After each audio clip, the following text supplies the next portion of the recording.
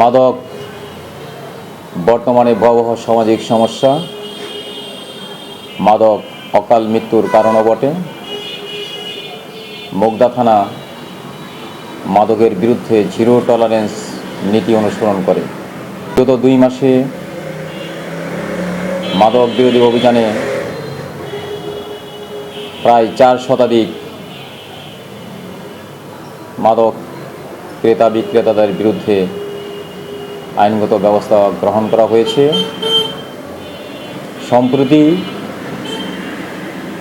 বিশেষ অভিযানে 32 কেজি গাঁজা উদ্ধার করা হয়েছে এবং আইনগত ব্যবস্থা গ্রহণ করা হয়েছে।